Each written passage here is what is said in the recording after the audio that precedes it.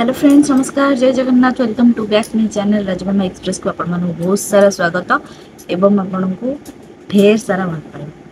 तो आज गोटे नुआ लंग भिडियो से आज आपण सहित किसी डिस्कसन करी। आज डिस्कसन करी सहित अंटा पेन रु आपण मैंने देखिए जापर कि पुआ हम कि झी हम। तो से विषय में आज आपण सहित डिस्कसन करी। फास्ट रु लास्ट पर्यटन देखिए तो जमा भी स्किप करेंगे। तो अंटा पेन रु आम केमी जापर पुआ हम कि झी हम। समस्ते कहते खास कर कहते कि अंटा पेन रु केमी जापर झी हम कि पुआ हम। यहाँ कौन केमी मुझे सेयार करी भिडियो को फास्ट रु लास्ट पर्यटन देखिए।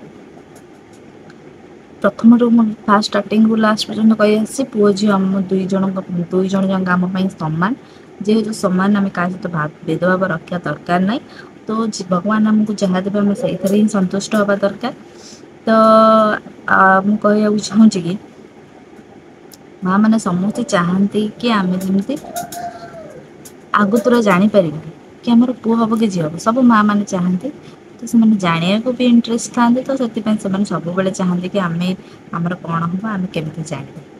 तो सेटा कंपलसरी गोटे माने पर्टिकुलर जिनस जे कोई सेटा सत कथा समस्ते चाहते। तो सेमती चाहती। तो आज कि बहुत लोग अच्छे कहते अंटा पेन रु ही आम जापर आमर पुओ हम कि झी हम।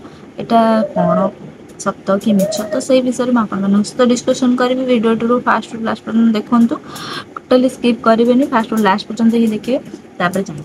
जदि आप किसी डाउट हो तो मतलब कमेंट बॉक्स में निश्चय कमेंट करेंगे, मुझे निश्चय कमेंट रिप्लाई देंगे। तो फास्ट तो कहि अंटा पेन रु अंटा पेन कहीं हुए। अंटा पेन कहीं हुए अंटा पेन हुए प्रेगनेंसी टाइम अंटा पेन तो हवा कथा हम ताकू रिलीफ भी केमी मिल। तो से विषय में आज डिस्कसन करी। आउ समस्ते कहते पुओ हम कि झी हम से सत कि मिछ। तो मुझे भिडियो मध्यम आपको सब आप सब डाउट क्लीयर करदेवी। तो मु फास्ट तो कहि आपण कि अंटा पेन प्रेगनेंसी टाइम रे बहुत हुए। किसी लोगों हुए बस किसी लोगों हुए। तो जो मानकर भी होथबो देखिए से बहुत माने कष्ट पाउथे। प्रेगनेंसीटा तो स्टार्टिंग रू लास्ट पर्यंत कष्ट से जानी। तो तथापि जो माने कर पेन हो अधिक बेसी कष्ट पाते प्रेगनेंसी टाइम। आउ कारण पिला जेहेतु फास्ट 3 मास पर्यंत तो अंटा पेन बेसी हुए जो पिलाटी बढ़ा लगे तापर आम कौन हुए ना आम अंटा उपर प्रेसर पड़े।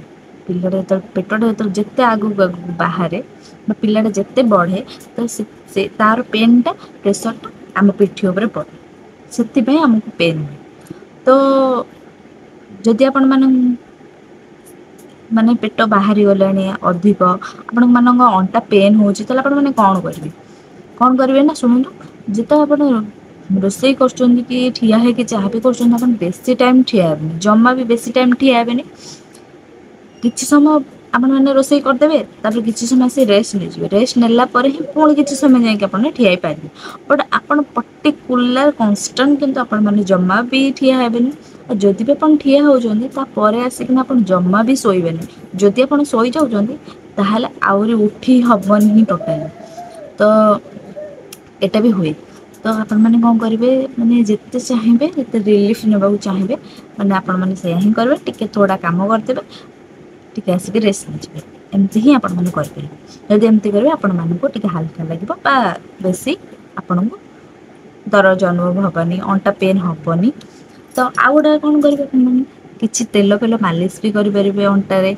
आउ गरम पानी दे पट्टी दे पारे कि मन रखिए पेटरे केबे भी गरम पट्टी देवेनि कारण पिला उपरे क्षति हम। तो मैंने पिठी रे गरम पानी कपड़ा आणिके धीरे धीरे धीरे धीरे एमती सेक दे पारे। तेल मारी पारे किसी मूव वगैरह आपण मैंने यूज करेंगे। तो आ कौन करेंगे ना आपण जिते मैंने चलवा बेसी चलवे 9 मंथ 8 मंथ पाखापाखि जो मैंने चलवा टे कमेदेवे बेसी चलवे बेसी एपट सेपट हेबे दौड़ा दौड़ी करेंगे बेसी मैंने कौन कह जल्दी किसी ये करेंगे बेसी नुआ नुई करेंगे। तो एमती कले प्रेसरटा पिठी उपर पड़ता है। तो पिठी उपर पड़े आम पिठा पेन हुए। तो आम पिठी अंटा पेन हुए। तो पिला ओजन जो आमर ही पिलार ओजन जिते आगू आगू बढ़े ତ ଆମ ବଡ଼ିରେ ମାନେ କଣ କହିଲେ ସେତେ ଆମକୁ ପେନ୍ ହେବାକୁ ଲାଗେ। ସେଥିପାଇଁ ଆମେ ସବୁ ଜିନିଷରେ ଆମେ ମାନେ ଧ୍ୟାନ ଦେବା ଦରକାର।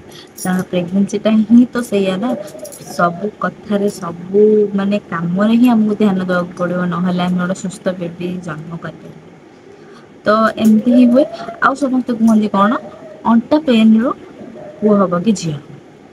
ତ ଅଣ୍ଟା ପେନ୍ ରୁ ଏମିତି କିଛି ବି ନାହିଁ କି ଅଣ୍ଟା ପେନ୍ ଯୋଗୁଁ ହିଁ ପୁଅ ହବ କି ଝିଅ ହବ ଜାଣିବା। ତ କମ୍ପଲସରି ଅଣ୍ଟା ପେନ୍ ହୁଏ କାରଣ ହେବି ପିଲା ବେବି ଯେତେବେଳେ ବଢ଼ିଯାଏ ସେଟା ପ୍ରେସର ପଡ଼େ ଆମ ପିଠି ଉପରେ। ତ ଆମ ଅଣ୍ଟା ସହିତ ପିଠି ହାଡ଼ ଦେଖିବେ ହାଡ଼ ଯୋଉ ଅଛି ପଞ୍ଜରା ହାଡ଼ ଯୋଉ ପିଠି ମେରୁଦଣ୍ଡ ତ ସେଟା ଆମର ପେନ୍ ହେବାକୁ ଲାଗେ। ତ ସେଥିପାଇଁ ପେନ୍ ହୁଏ। ଆହା ଦ୍ୱାରା କିଛି ବି ନାହିଁ ଯେ ଆପଣମାନେ ଅଣ୍ଟା ପେନ୍ ହେଲେ ପୁଅ ହେବ କି ଝିଅ ହବ। ତ ଏଟା ଭୁଲ ଧାରଣା। ତ ଆପଣମାନେ ଏଇଆ ହିଁ କରନ୍ତୁ, ଯଦି ଆପଣଙ୍କର ଅଣ୍ଟା ପେନ୍ ହେଉଛି ଆପଣମାନେ ଏହା କରନ୍ତୁ ବେଶୀ ଚାଲନ୍ତୁନି, ବେଶୀ ସମୟ ଠିଆ ହୁଅନ୍ତୁନି, ଯେତେ ପାରିବେ ସେତେ କମ୍ ଚାଲନ୍ତୁ, କମ୍ ଇଏ କରନ୍ତୁ।